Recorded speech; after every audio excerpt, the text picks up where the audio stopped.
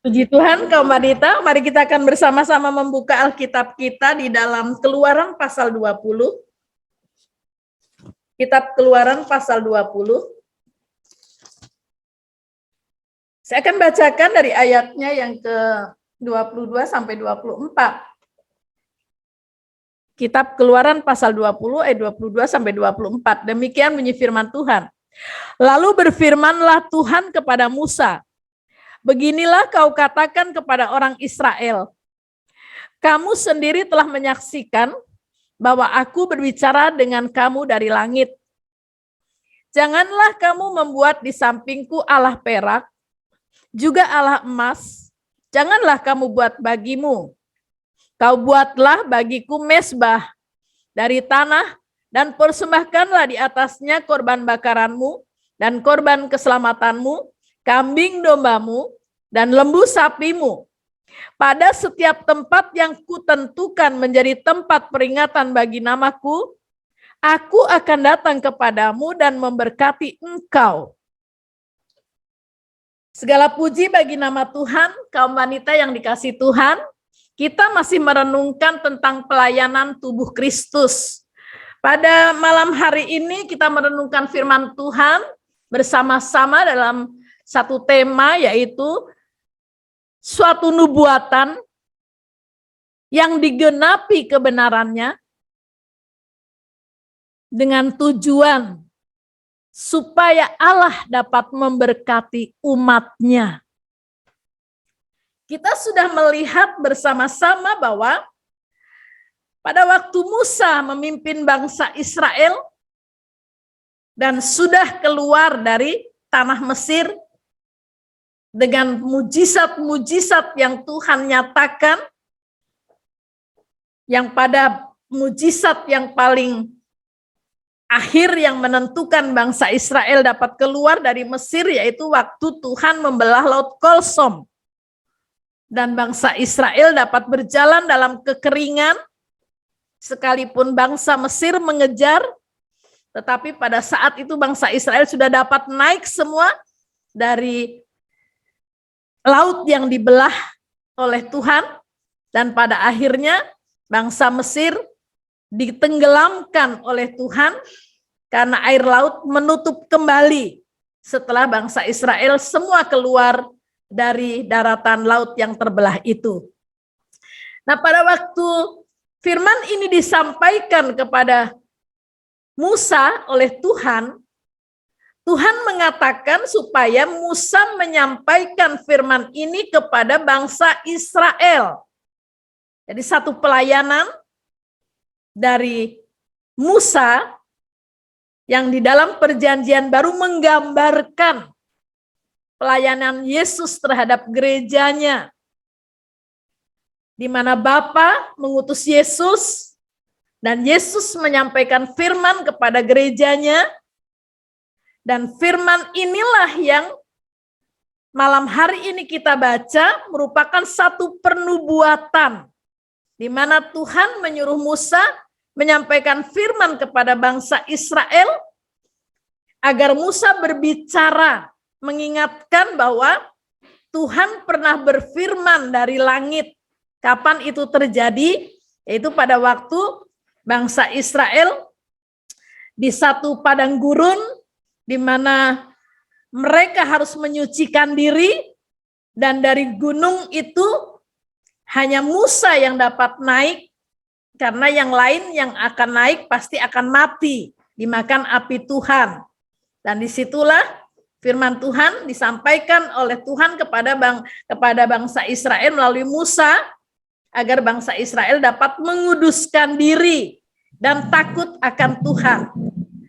Nah, pada saat ini di dalam firman yang kita baca, bukan lagi Tuhan menyatakan diri atau berbicara dengan bangsa Israel atau dengan Musa melalui dari langit, tetapi jelas firman Tuhan sendiri datang kepada Musa dan mengatakan supaya bangsa Israel jangan membuat di samping Tuhan, yaitu Allah dari perak, Allah dari emas, dan janganlah itu dibuat oleh bangsa Israel. Di samping bangsa Israel menyembah kepada Tuhan. Jadi Tuhan selamanya tidak mau diduakan. Atau Tuhan tidak menghendaki orang yang berbakti kepada Tuhan, orang yang menyembah kepada Tuhan mendua hati. Ya. Jadi tidak ada hal-hal yang dapat membuat orang yang menyembah Tuhan mendua hati. Sebab itu dikatakan jangan sampai mereka membuat di samping Tuhan, yaitu Allah perak atau Allah emas atau juga yang lain, supaya jangan sampai mereka buat. Lalu apa yang diperintahkan Tuhan kepada Musa?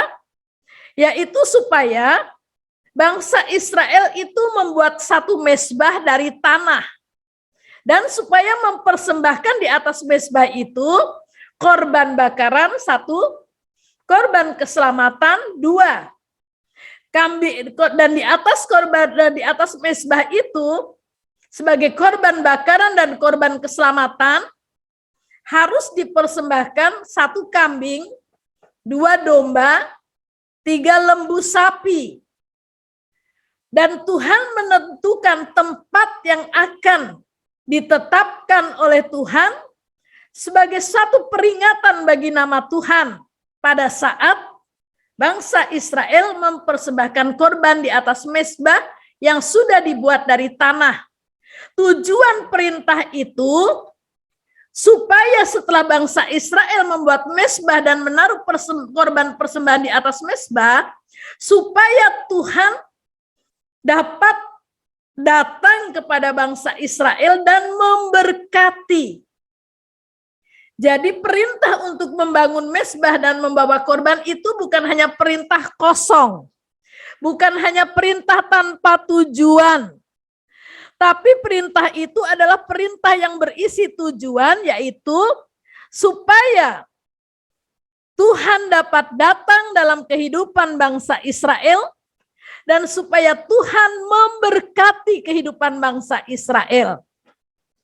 Kaum wanita yang dikasihi Tuhan, kita tahu bahwa sejak manusia jatuh dalam dosa, tidak ada satu manusia yang sempurna.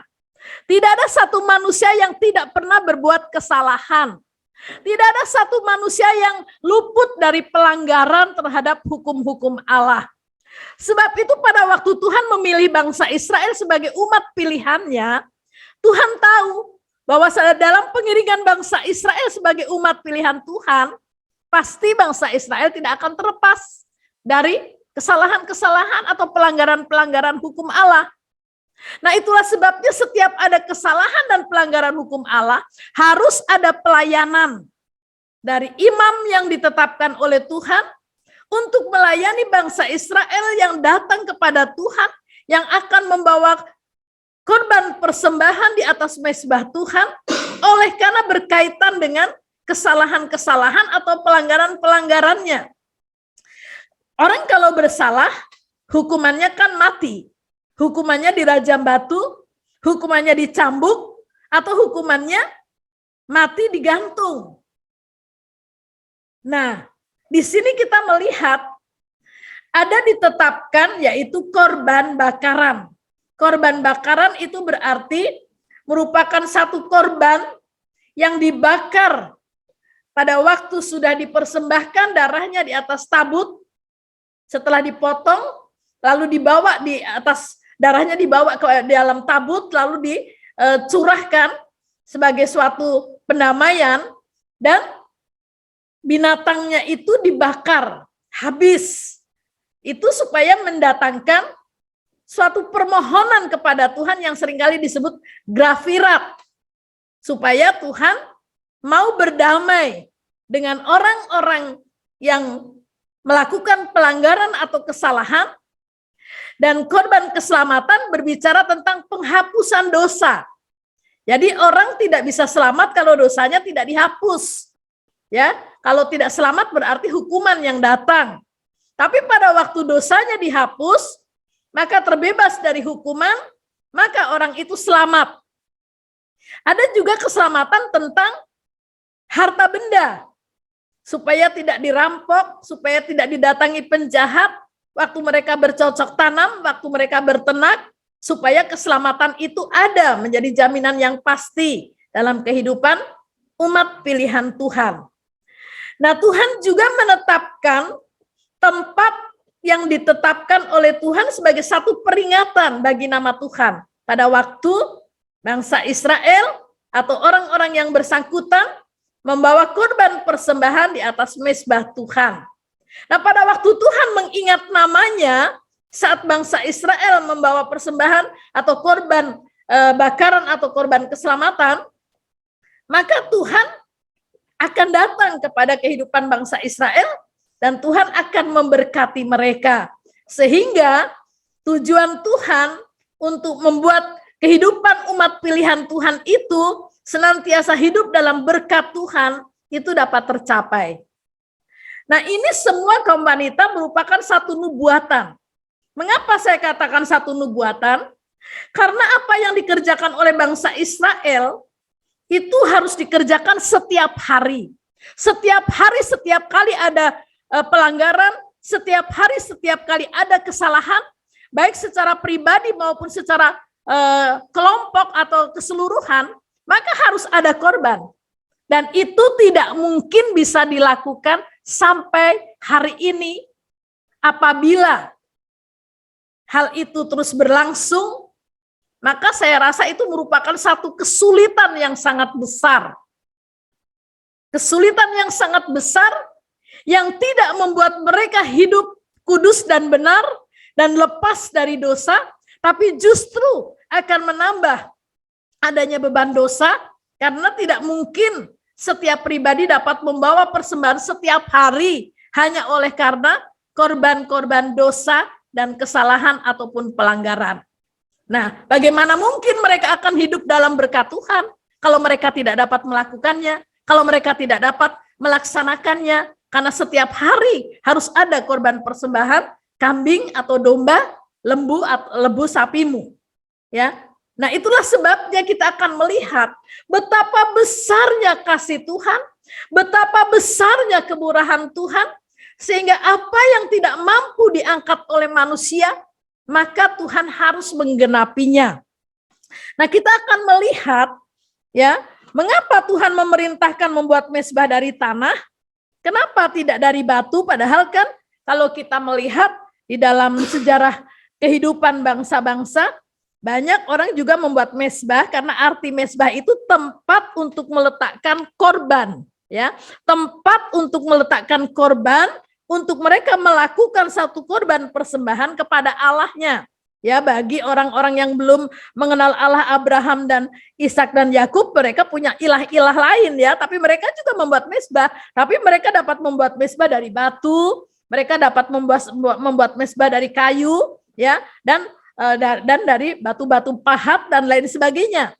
Tetapi kita melihat di dalam kehidupan bangsa Israel memang ada beberapa mezbah yang dibangun oleh para tokoh-tokoh iman, dan banyak juga yang dibangun dari batu. Tapi mengapa di sini diperintahkan bahwa mezbah itu harus dibangun dengan tanah, dari tanah? Kaum wanita yang dikasih oleh Tuhan, di atas mezbah harus ada korban, dan mezbah itu harus dibuat dari tanah.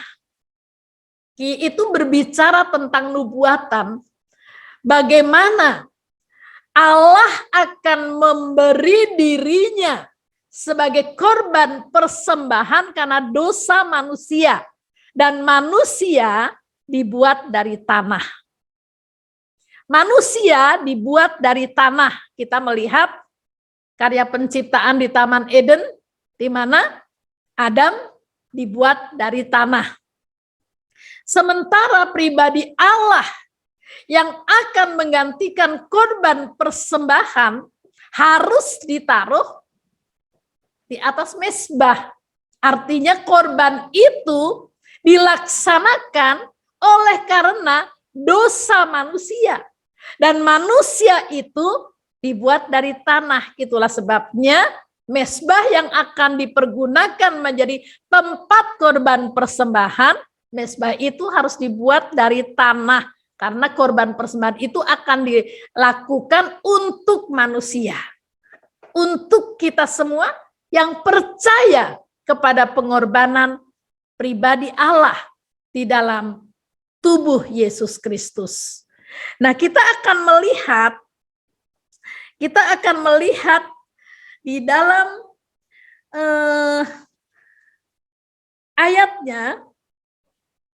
Saya akan ringkas dulu supaya kaum wanita memahami, yaitu bahwa nubuatan itu kebenarannya digenapi di dalam perjanjian baru. Nubuatan itu adalah nubuatan tentang hubungan Allah dengan manusia yang dilaksanakan di dalam ibadah, yang dilaksanakan di dalam kebaktian. Dan dalam setiap kebaktian, maka Tuhan sudah menetapkan adanya mezbah yang harus dibangun dari tanah oleh orang percaya pada waktu itu Israel.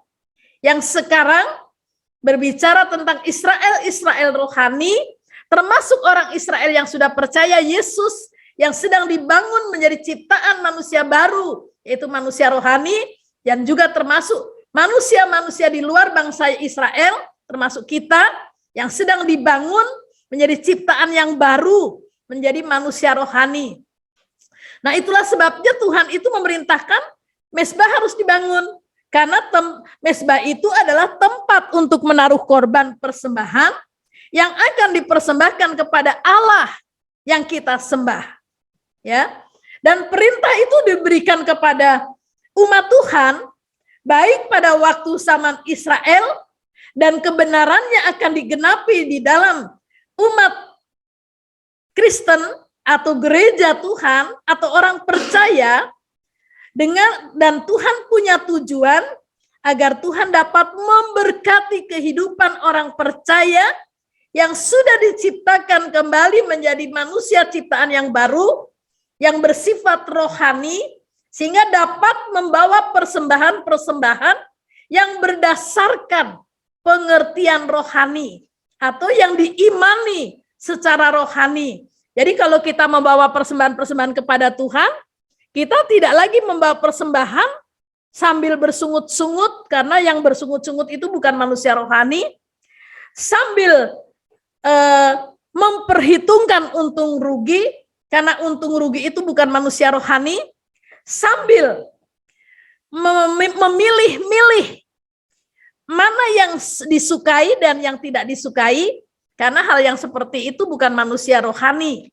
Jadi kalau kita membawa persembahan-persembahan kepada Tuhan, harus bersifat rohani, yaitu apapun yang kita lakukan, apapun yang kita buat, semata-mata hanya untuk menyenangkan hati Tuhan dan hanya untuk kemuliaan bagi nama Tuhan. Nah, korban yang di sini ditetapkan dikatakan korban bakaran dan korban keselamatan. Korban bakaran berbicara tentang habisnya manusia daging agar tercipta manusia yang rohani. Karena kalau barang yang dibakar kan habis kan, ya. Musnahnya manusia daging supaya yang muncul adalah ciptaan manusia baru. Melalui apa? Melalui korban keselamatan, yaitu korban penghapus dosa, di mana setelah dosa dihapuskan, maka hukuman tidak ada, yang ada adalah perdamaian, sehingga keselamatan itu menjadi jaminan yang pasti dalam kehidupan roh, jiwa, dan tubuh orang-orang percaya yang mengimani keselamatan. Kambing domba berbicara tentang pernyataan Yesus Kristus sebagai anak domba Allah. Kambing berbicara tentang pernyataan manusia lama yang sudah diwarisi oleh dosa Adam dan Hawa. Mengapa kambing menggambarkan manusia lama yang sudah diwarisi oleh dosa Adam dan Hawa? Karena kambing itu suka menanduk. Kambing itu suka ngelawan.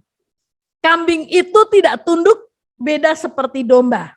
Sebab itu orang berdosa sangat membutuhkan juru selamat. Kambing membutuhkan domba, harus dilengkapi atau harus didampingi.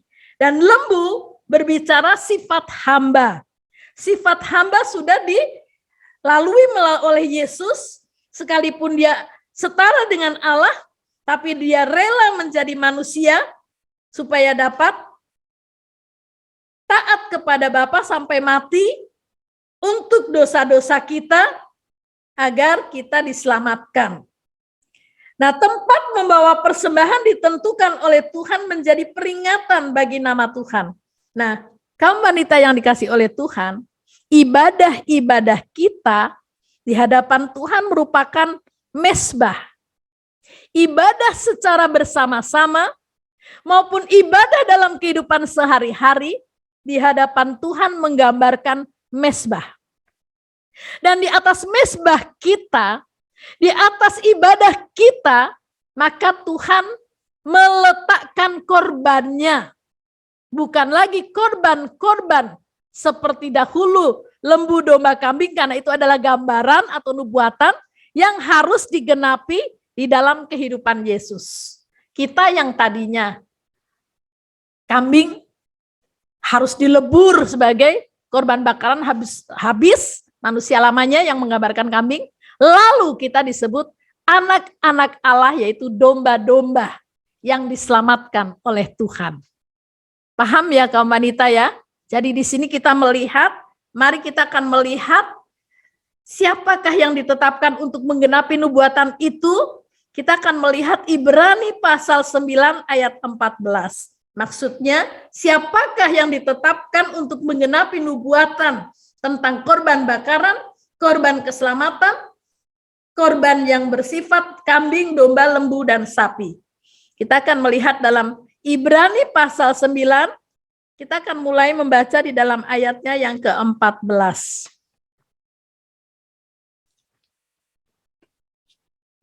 Saya akan ambil dari atas ya. Saya akan ambil dari atas Sesianti pertama kali. Ibrani pasal 9,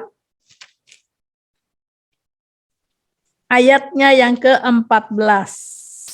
Ibrani 9 ayat 14, demikian, betapa lebihnya darah Yesus yang oleh roh yang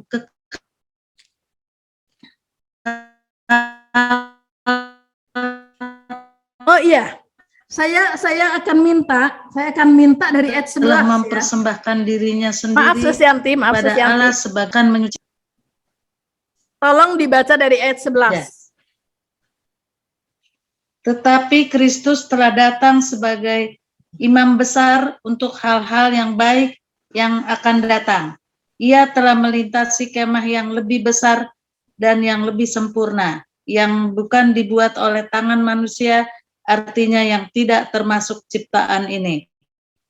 Dan ia telah masuk satu kali untuk selama-lamanya ke dalam tempat yang kudus, bukan dengan membawa darah domba jantan dan darah anak lembu, tetapi dengan membawa darahnya sendiri. Dan dengan itu ia telah mendapat kelepasan yang kekal.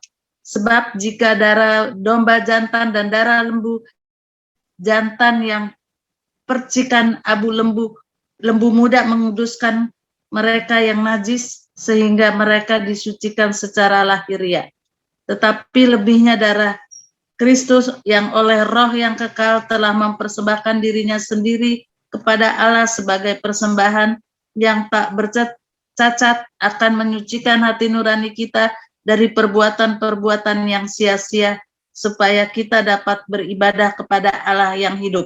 Amin. Jadi di sini kita melihat bahwa nubuatan tentang apa yang diperintahkan Tuhan di tengah-tengah kehidupan bangsa Israel yang tidak akan mungkin dapat diangkat selama-lamanya oleh setiap orang percaya, bahkan sampai pada zaman perjanjian baru, maka nubuatan itu digenapi kebenarannya melalui pribadi Yesus. Kalau dulu orang membawa korban persembahan, pasti kan harus ada imam yang melayani. Nah sekarang imamnya langsung Yesus. Imam yang melayani korban persembahan karena korban bakaran dan korban keselamatan untuk menghapus dosa, imamnya Yesus sendiri. Tapi kalau dulu imam itu tidak membawa binatangnya sendiri, tapi orang yang berdosa yang harus membawa. Orang yang berdosa yang harus membawa kambing, domba, lembu, atau sapi. dan imam mengerjakannya. Tapi Yesus tidak demikian. Yesus dia seorang imam yang melayani korban persembahan, tapi Yesus sendiri menjadi korbannya. Sebab itu dikatakan di dalam ayatnya yang ke-12 dikatakan, dan ia, di sini Yesus, telah masuk satu kali untuk selama-lamanya ke dalam tempat yang kudus. Tadi saya katakan, imam masuk ke tempat yang kudus dengan membawa darah. Dan darah itu akan dicurahkan di atas tabut perjanjian. Supaya ditutup tabut perjanjian yang disebut tutup pendamaian, maka orang yang bersalah dapat pengampunan dosa dan dapat didamaikan dengan Allah dan dapat diselamatkan dari hukuman Allah. Nah, bayangkan kalau setiap pribadi yang bersalah harus datang ke rumah Tuhan dan membawa korban persembahan. Dan imam melayani setiap hari itu. Apa tidak capek imam itu melayani setiap hari? Setiap hari, pagi, petang itu harus ada. Dan itu imam melayani bukan dengan membawa persembahannya sendiri, tapi membawa persembahan korban dari orang-orang yang datang untuk mendapatkan pendamaian dengan Tuhan. Namun tidak demikian waktu nubuatan itu digenapi kebenarannya. Yesus sebagai imam, dia datang ke dalam ruang kudus dan dia membawa korbannya sendiri. Nah, saudara tahu, ruang kudus itu berbicara kehidupan kita sendiri. Karena di dalam kehidupan kita ada Roh Kudus, ada firman Allah, ada pujian, doa, dan penyembahan. Dan waktu Yesus masuk, Yesus membawa korbannya sendiri. Artinya apa? Yesus masuk membawa korbannya sendiri untuk kita. Untuk hidup kita. Dikatakan kalau dulu darah yang dipercikkan, lembu muda yang dipercikkan itu menguduskan mereka yang tadinya najis karena dosa, yang tidak tahir karena dosa, sehingga harus disucikan melalui darah domba atau lembu sapi, kambing. Tetapi di sini kita melihat darah Kristus yang oleh Roh yang kekal telah mempersembahkan dirinya sendiri kepada Allah sebagai persembahan yang tidak bercacat celah untuk siapa? Untuk kita. Untuk kita supaya hati kita tidak najis oleh dosa lagi, dosa perbuatan. Supaya kita tidak mendapatkan hukuman Allah karena pelanggaran. Supaya hati nurani kita dapat disucikan dari perbuatan-perbuatan yang sia-sia, yaitu perbuatan-perbuatan yang melanggar hukum Tuhan, melanggar firman Tuhan, melanggar kehendak Tuhan. Supaya apa? Supaya kita dapat berbakti kepada Allah yang hidup. Untuk apa kita berbakti? Tadi supaya diberkati. Jelas. Kalau ada hamba Tuhan bilang, oh kalau jemaat berbakti supaya diberkati. Wah, itu materi. Saya katakan itu alkitabiah. Karena Tuhan sendiri yang menata, Tuhan sendiri yang mengatur, Tuhan sendiri yang mengatakan, Tuhan sendiri yang berfirman. Bagaimana kita akan bilang itu materialistis? Tuhan yang berfirman, tadi kita sudah baca di Keluaran, bahwa waktu Tuhan melihat korban persembahan itu, dia ingat namanya di dalam kehidupan bangsa Israel, maka dia akan memberkati. Jadi waktu Tuhan membawa korban persembahan dari hidupnya sendiri, Tuhan ingat namanya ada pada kita. Namanya Tuhan ada pada kita, baik waktu kita serahkan, baik waktu kita dibaptis, bahkan waktu kita dipenuhkan dengan Roh Kudus, nama Tuhan ada pada kita. Dan waktu Tuhan ingat namanya ada pada kita dan dia sudah menjadi korban persembahan dan kita mengimaninya, kita menerimanya dengan iman, maka Tuhan sucikan hidup kita supaya kita tetap layak di hadapan Tuhan dan Tuhan ingat namanya ada pada kita dan dia memberkati hidup kita. Kita berbakti supaya kita diberkati. Kan ini jelas sekali ya. Betapa lebihnya darah Kristus yang oleh roh yang kekal telah mempersembahkan dirinya sendiri kepada Allah sebagai persembahan yang tak bercacat, akan menyucikan hati nurani kita dari perbuatan-perbuatan yang sia-sia, supaya kita dapat beribadah kepada Allah yang hidup. Lalu waktu supaya kita dapat beribadah kepada Allah yang hidup, tujuannya apa? Tujuannya dikatakan di dalam Keluaran pasal 20 ayat 24 dikatakan, kau buatlah bagiku mezbah dari tanah dan persembahkanlah di atasnya, berarti ada ibadah di sini, ya, ada ibadah. Persembahkanlah di atas korban bakaranmu dan korban keselamatanmu, kambing dombamu, sapimu, pada setiap tempat yang kutentukan menjadi tempat peringatan bagi namaku. Tempat yang dibicarakan di sini suatu nubuatan di mana tempat itu akan ada di dalam hidup kita pribadi lepas pribadi. Sehingga nama Tuhan diingat. Dan supaya apa? Supaya aku akan datang kepadamu siapa? Israel. Dan di dalam perjanjian baru Israel rohani adalah kita. Dan memberkati engkau. Amin. Dan memberkati engkau. Dan dikatakan di dalam Keluaran pasal 20 ayat 25, ayat 20, pasal 23 ayat 25, jelas sekali dikatakan. Ayat 25, tetapi kamu harus beribadah kepada Tuhan Allahmu, maka ia akan memberkati roti makananmu dan air minumanmu, dan aku akan menjauhkan penyakit dari tengah-tengahmu. Jelas kan? Jelas sekali.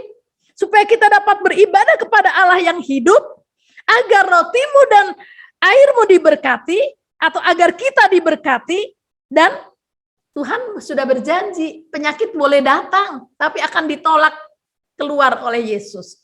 Dan ini kan yang kurang kita imani, ini yang seharusnya kita imani. Makanya kalau kita melihat di dalam Ibrani pasal 10, coba kita lihat di dalam Ibrani pasal 10, ayat 4. Ayat 4, tolong Sesratna bacakan. Ayat 4. Ibrani pasal 10 ayat 4.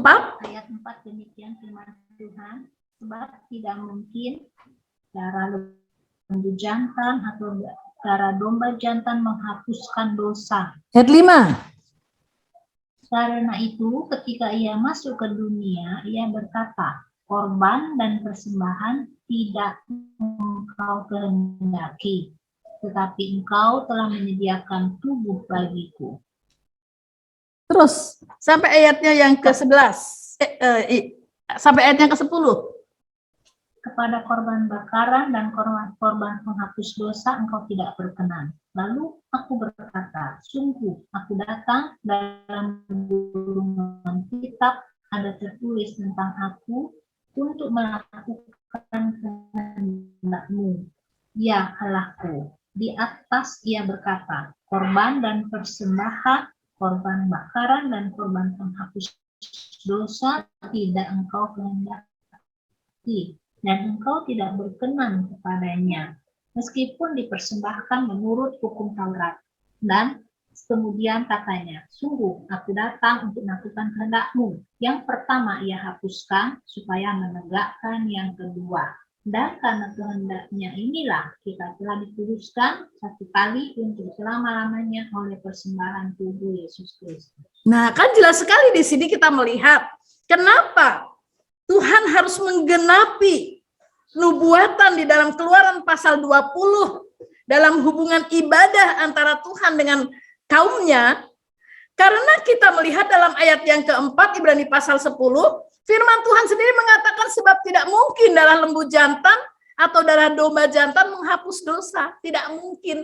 Kenapa tidak mungkin? Karena hari ini dapat perdamaian, besok jatuh lagi dalam dosa. Karena hukum dosa masih ada di dalam diri setiap manusia. Hari ini bawa korban persembahan, dibakar untuk menghapus dosa agar keselamatan, besok sudah bikin dosa lagi yang lain. Betul tidak? Amin. Dulu waktu bangsa Israel kan begitu.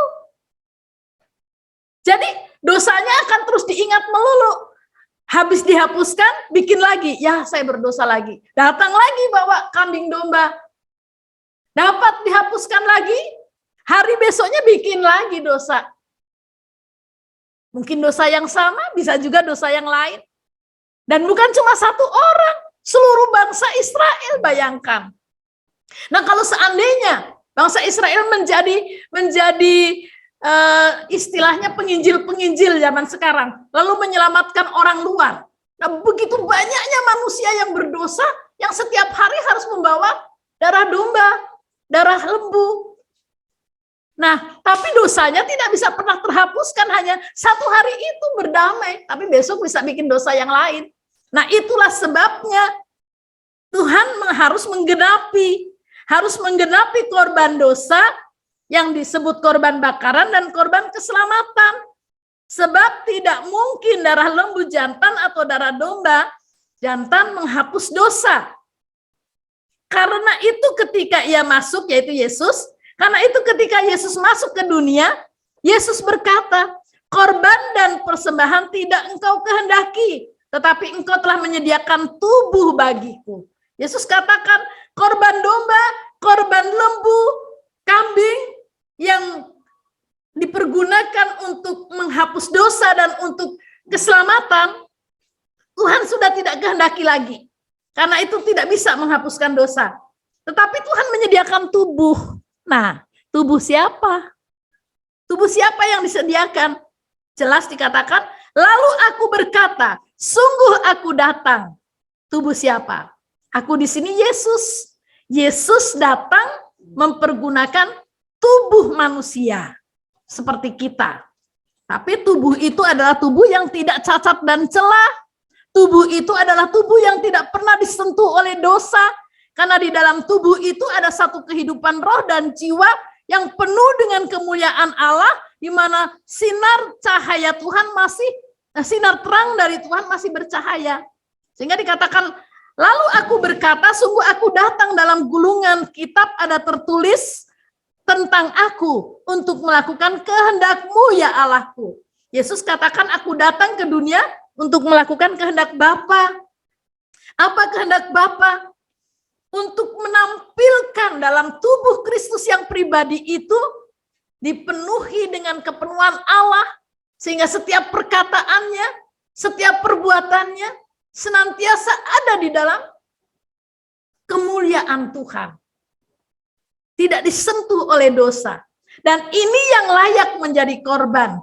Sebab itu dikatakan di atas, dalam ayat 8, di atas ia berkata, korban dan persembahan, korban bakaran dan korban penghapus dosa, yaitu korban keselamatan, tidak engkau kehendaki dan engkau tidak berkenan kepadanya meskipun dipersembahkan menurut hukum Taurat. Jadi kalaupun sampai hari ini kita melakukan menurut hukum Taurat, Tuhan sudah tidak kehendaki. Tuhan sudah tidak kehendaki karena Tuhan sudah menyediakan tubuhnya sendiri akan menjadi penggenap dari nubuatan yang dikehendaki Tuhan dalam Keluaran pasal 20 tadi. Jadi Tuhan Yesus sudah menggenapinya. Sehingga dikatakan di dalam ayat 10, dan karena kehendaknya, inilah kita telah dikuduskan satu kali untuk selama-lamanya oleh persembahan tubuh Yesus. Kita dikuduskan sekali untuk selama-lamanya. Mudah-mudahan pikiran kita terbuka. Tuhan mengerjakan satu korban dari dirinya sendiri, supaya melalui darahnya, kita dikuduskan sekali untuk selama-lamanya. Jadi kalau sampai kita tidak kudus, karena salahnya kita sendiri, selalu kembali kepada kesalahan. Padahal harusnya kita mengimani bahwa kita sudah dibebaskan dari hukum dosa. Bebas. Dan Tuhan sucikan kita, supaya kita dapat berbakti kepada Allah yang hidup. Waktu saya merenungkan renungan kehidupan sehari-hari, saya renungkan, kadang manusia seringkali menyayangi dirinya sendiri, sehingga waktu mengalami kesulitan, mengalami masalah, mengalami kekacauan, karena saking sayang dengan dirinya sendiri, maka seringkali mengambil jalannya sendiri, mengambil caranya sendiri, mengambil keputusannya sendiri. Tidak pernah menyerah kepada Tuhan karena tidak menghargai apa yang sudah Tuhan kerjakan untuk kita. Padahal kalau kita menghargai, ya, coba kita bayangkan, kalau kita menghargai, Allah itu kan Allah yang kaya raya, memiliki seluruh kuasa di surga dan di bumi, dan kekayaan langit dan bumi kan dia punya. Bumi ini milikku, kata Tuhan. Dia punya. Lalu dia turun ke dunia, dia memberikan dirinya. Karena hanya dirinya yang tidak cacat dan celah. Roh, jiwa, dan tubuhnya tidak pernah disentuh oleh dosa. Tidak ada cacat celahnya. Sebab itu karena dia yakin dirinya tidak cacat dan celah, maka dirinya lah yang bisa menjadi penggenap dari kebenaran firman Allah di dalam Keluaran pasal 20 itu. Dialah yang bisa menebus dosa manusia, dan dialah yang bisa menyelamatkan manusia dari hukuman Allah. Makanya dia menyerahkan diri.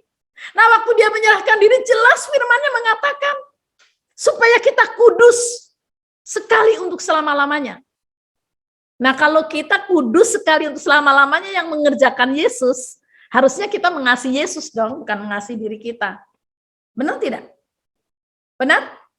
Kalau kita dikuduskan sekali untuk selama-lamanya, dan yang menguduskan adalah Yesus, seharusnya kita mengasihi Yesus dong.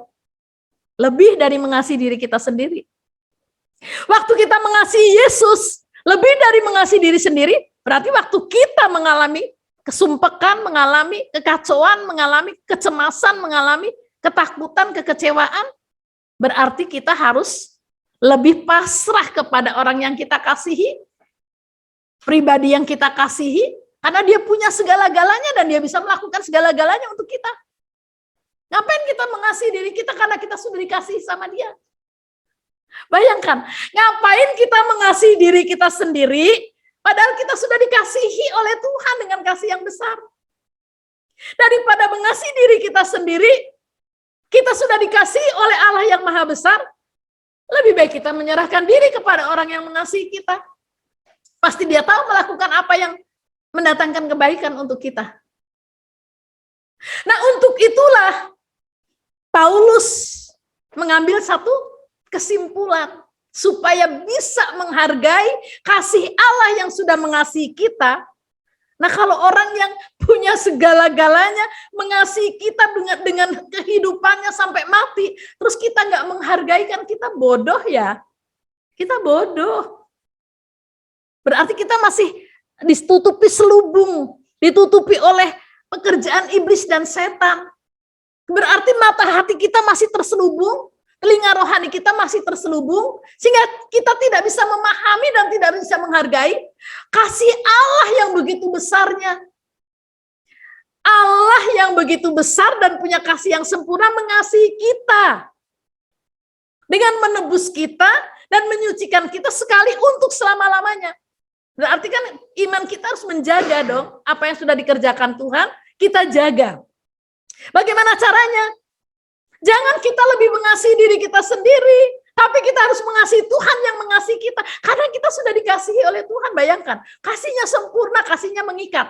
Tidak pernah lepas kasihnya. Jadi waktu kita sadar bahwa, saya sudah mendapatkan pribadi yang mengasihi hidup saya dan kasihnya mengikat. Berarti saya nggak perlu mengasihi diri kita. Kalau kita mengasihi diri kita, kan kita bodoh sebetulnya. Betul tidak?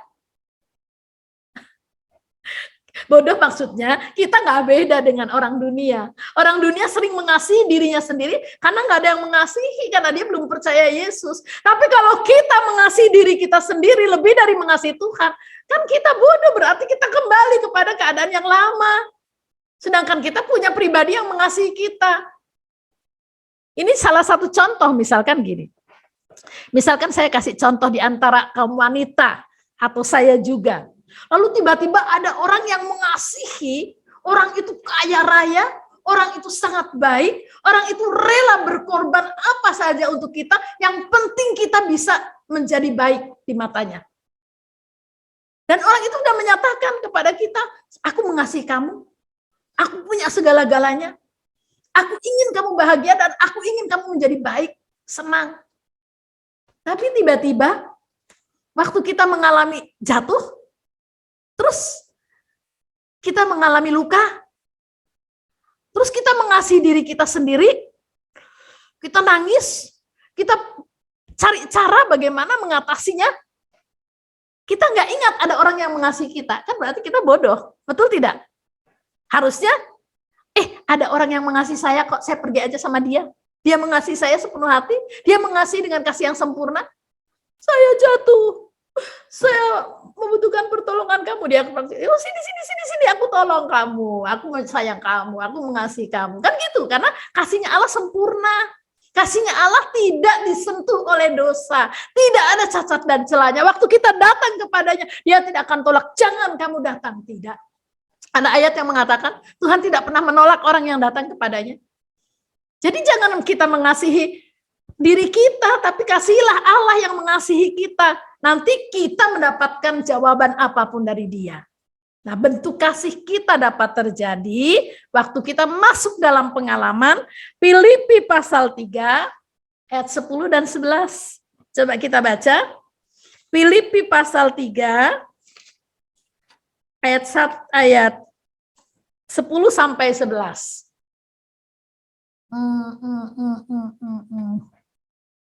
Bu Selvi. Filipi pasal 3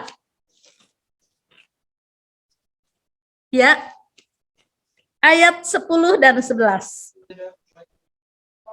Filipi pasal 3 ayat 10 sampai 11, demikianlah firman Tuhan, yang ku kehendaki ialah mengenal Dia dan kuasa kebangkitannya dan persekutuan dalam penderitaan. Ya. Tolong di mic-nya didekatkan ya. Terputus. Tolong Bu Yohana. Tolong Bu Yohana. Bu Selvi terputus, saya tidak dengar. Filipi pasal 3 ayat 10 dan 11, beginilah bunyi firman Tuhan, yang ku kehendaki ialah mengenal Dia dan kuasa kebangkitannya dan persekutuan dalam penderitaannya, di mana aku menjadi serupa dengan Dia dalam kematiannya, supaya aku akhirnya beroleh kebangkitan dari antara orang mati. Amin. Iya, amin. Tadi yang saya katakan kambing, ya, persembahan kambing itu menjadi korban bakaran, artinya kematian daging, ya, kematian daging manusia lama kita yang masih diwarisi oleh dosa harus mengalami kematian daging melalui pengalaman apa? Pengalaman yang dirindukan oleh Paulus. Bahwa Paulus bukan hanya sendiri merindukan hal itu, tapi dia juga rindukan supaya gerejanya masuk dalam pengalaman, yaitu yang ku kehendaki ialah mengenal Dia. Perhatikan, mengenal Yesus dan mengenal kuasa kebangkitannya.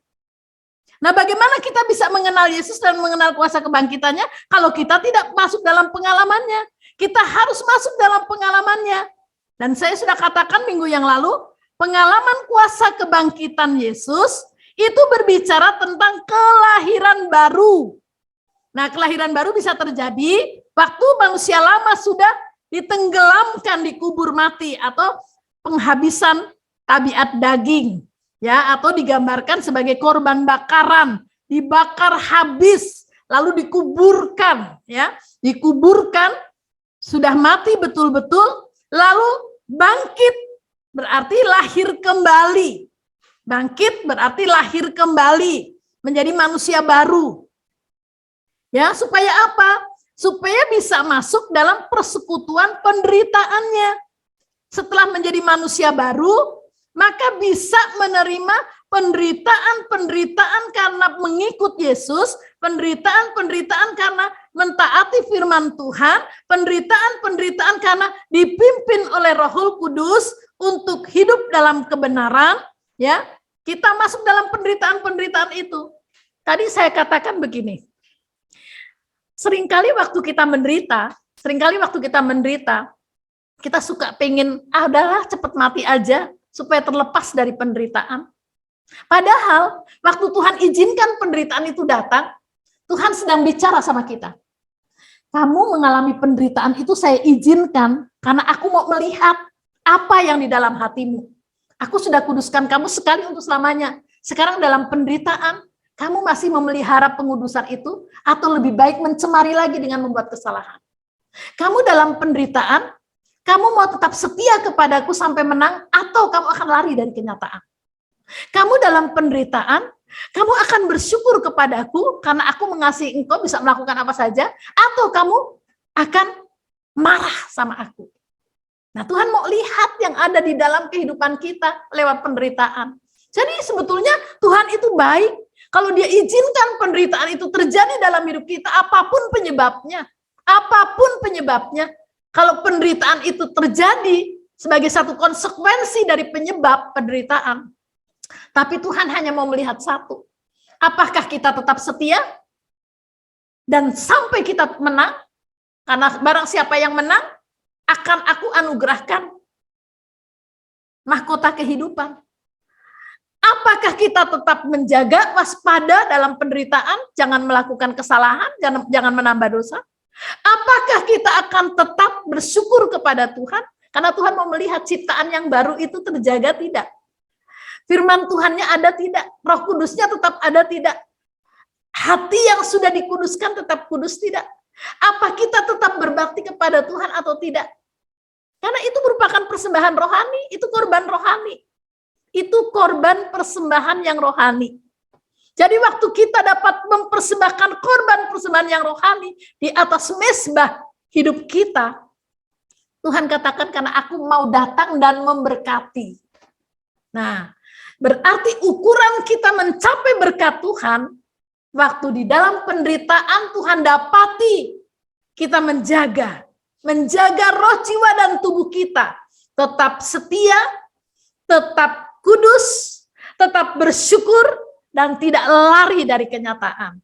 Kan sekarang banyak orang yang lari dari kenyataan ya, pindah-pindah gereja, pindah-pindah tempat, pindah-pindah cari pekerjaan, karena tujuannya ingin menghindari semua yang susah. Padahal penderitaan itu diizinkan Tuhan datang, untuk Tuhan melihat sesuatu yang Tuhan sedang kerjakan dalam hidup kita, masih terdapat atau tidak.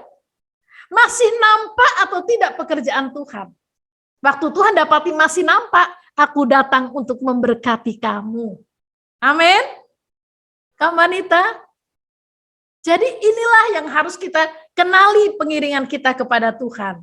Sekali lagi saya katakan jangan takut dengan penderitaan, apapun itu penyebabnya. Lebih baik waktu kita menderita, mungkin penyebabnya dosa, mungkin penyebabnya pelanggaran, mungkin penyebabnya gangguan iblis setan, mungkin penyebabnya manusia, mungkin penyebabnya diizinkan memang Tuhan yang mengizinkan. Tapi lebih baik kita datang kepadanya.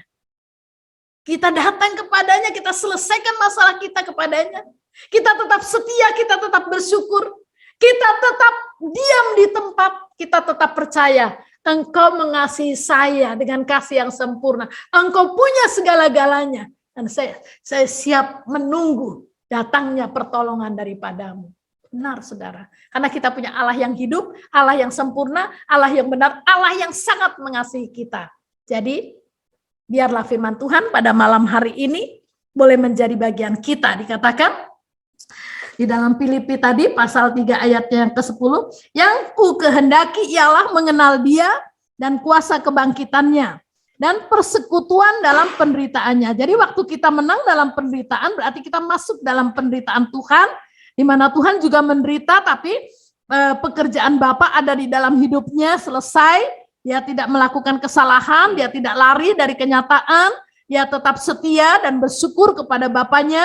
Bapak, aku bersyukur karena namamu dipermuliakan dalam hidupku. Kan Tuhan berdoa gitu ya dalam Yohanes pasal 17.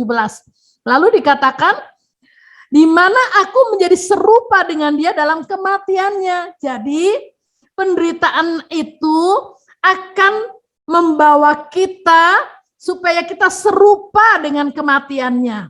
Karena waktu kita mati, berarti kita akan bangkit lagi dan hidup nanti di hari yang akan datang. Dikatakan di dalam ayat 11, supaya aku akhirnya beroleh kebangkitan dari antara orang mati. Berarti kalau Paulus mengatakan setelah mengalami bagian ayat yang ke-10, dengan tujuan supaya nanti akhirnya dapat beroleh kebangkitan dari antara orang mati, berarti ada banyak orang Kristen yang tidak akan beroleh kebangkitan dari antara orang mati. Karena banyak orang Kristen yang menghindari pengalaman ayat 10.